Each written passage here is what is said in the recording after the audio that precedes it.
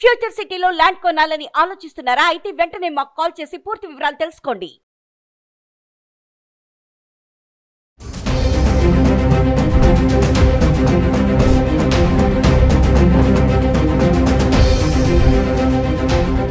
Suman TV ప్రేక్షకులకు నమస్కారం.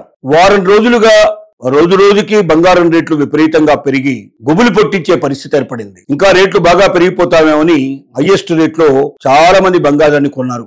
కానీ రోజు రోజుకి వేల రూపాయలు తగ్గిపోతూ ఒకేసారి దాదాపుగా మరి 10,000, 15,000 రూపాయల దాకా కూడా బంగారం లోపల 25, 30, 35,000 దాకా మనకు వెండి విషయం లోపల తేడాలు వచ్చాయి. ఇంత తగ్గుదల కనిపించేసరికల్లా ఇక ఎట్టి పరిస్థితుల్లో బంగారం పెరగదు, ఇక చివరి దాకా బంగారం తగ్గుకుంటూనే పోతుందని అందరూ ఆశించారు. చాలా వరకు అదే ఆలోచనతోటే ఉన్నారు. కానీ సడన్ గా నిన్న బంగారం రేట్లలో కొంచెం పెరుగుదల కనబడింది, వెండి రేట్లలో కూడా పెరుగుదల కనబడింది. ఇవాళ కూడా దాదాపుగా ఆ రేట్లలో కొద్ది గొప్ప తేడాతో అవే కంటిన్యూ అయ్యే పరిస్థితి ఏర్పడింది. అంటే పెరుగుదల ఏదైతే ఉందో ఒక్కసారిగా ఆగిపోయినట్టుగా అనిపించింది. 2 రోజుల పాటు పెరుగుదల లేకపోవడం అంటే మరి ఒక రోజు పెరిగింది అంటే డెఫినెట్ గా బంగారం విషయంలో ఏదో ఒక మార్పు జరుగుతోంది, భవిష్యత్తులో బంగారం మళ్ళీ పెరుగుతుందేమో అన్న ఒక ఆశను చిగురింపజేసే పరిస్థితి బంగారం మార్కెట్లో ఇవాళ ఏర్పడింది. అంటే ఎప్పుడు కూడా బంగారం పెరుగుతుందా తగ్గుతుందా మనం చెప్పలేం. ప్రపంచ పరిస్థితుల్ని పట్టే బంగారం వెండి రేట్లు ఉంటాయి తప్ప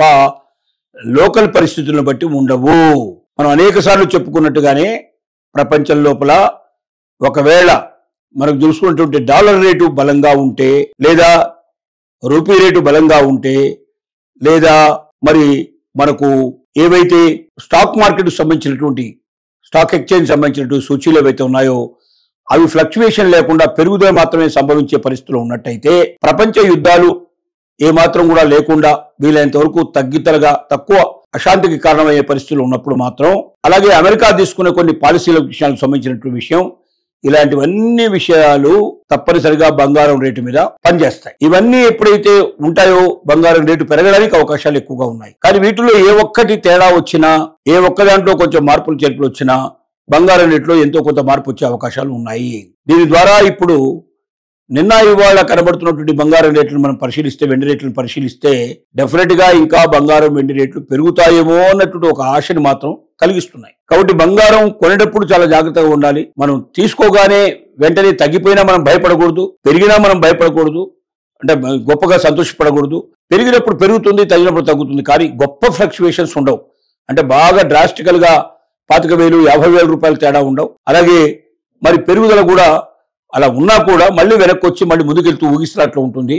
ఏది ఏమైనప్పటికీ ఇతరుగా వేరే ఇప్పుడు మన స్టాక్ మార్కెట్లో ఉందనుకోండి, ఒకేసారి 1,000 రూపాయలు, 1,00,000 రూపాయలు తేడా రావచ్చు, ఒకేసారి డమాల్లో పడిపోయే అవకాశాలు ఉంటాయి. అట్లా కాకుండా బంగారం లోపల పెరుగుదల కొంచెం స్పీడ్ గా ఉన్నా మళ్ళీ తిరిగి వెనక్కి వచ్చినా కూడా కొద్ది గొప్ప తేడాలే ఉంటాయి తప్ప మనం కొనే రేటుకి మనం అమ్మే రేటుకి మధ్యలో పెద్ద తేడా గానీ మనం పెద్దగా నష్టపోయే అవకాశాలు ఉండవు. కాబట్టి డబ్బున్న వాళ్ళు ఎవరైనా సరే బంగారం కొనుక్కొని పెట్టుకోవడంలో తప్పు లేదు. కానీ అప్పులు చేసి మాత్రం బంగారం కొనే ప్రయత్నం మీరు చేయకండి. ఇంకోటి, బంగారం కొనేటప్పుడు మీరు జాగ్రత్త పడాల్సిన విషయాలు ఏమిటంటే, హాల్ మార్క్ ఉండే బంగారాన్ని మాత్రమే కొనండి.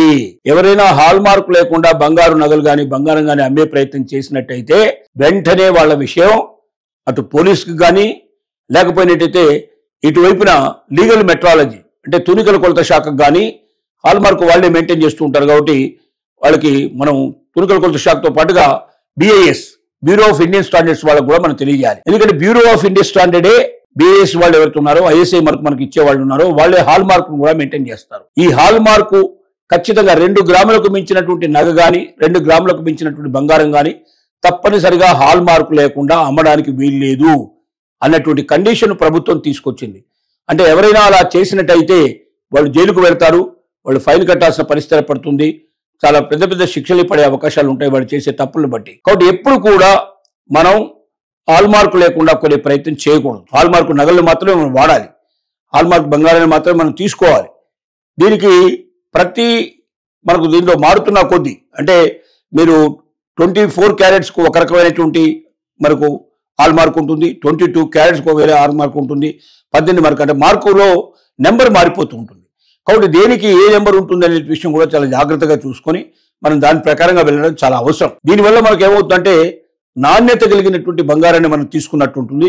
మనం కొనేటప్పుడు మనం తిరిగి అమ్మేటప్పుడు కూడా మనకు వీలైనంత వరకు ఎక్కువగా రేటు వచ్చే అవకాశం, ఎక్కువగా డబ్బులు వచ్చే అవకాశాలు ఉంటాయి. దీనికి తోడుగా ఒకవేళ మనం అమ్మడమే ప్రాతిపదిక పెట్టుకొని, అంటే మనం ఏదో నగలు చేయించుకొని దాన్ని వేసుకొని ఆనందపడాలి, సంతోషపడాలని అనుకోకుండా బంగారం రేటు పెరుగుతుంది, రేపు భవిష్యత్తులో దాన్ని ఒక మనం ఇన్వెస్ట్మెంట్ కింద ఉపయోగించాలి, మనకు ఎక్కువగా దాని మీద డబ్బులు రావాలి, తద్వారా మన కుటుంబానికి ఆనందాన్ని, సంతోషాన్ని, అవసరాన్ని తీర్చేటట్టుగా ఉండాలి అనే పరిస్థితికి మనం ఉండేటైతే మీరు ఎప్పుడైనా సరే బార్ అంటే కడ్డీ రూపంలో కానీ, లేకపోతే మీరు దాంట్లో బిస్కెట్ల రూపంలో కానీ, లేకపోతే కాయిన్స్ రూపంలో కానీ తీసుకున్నట్టయితే మనకు నష్టం ఉండదు.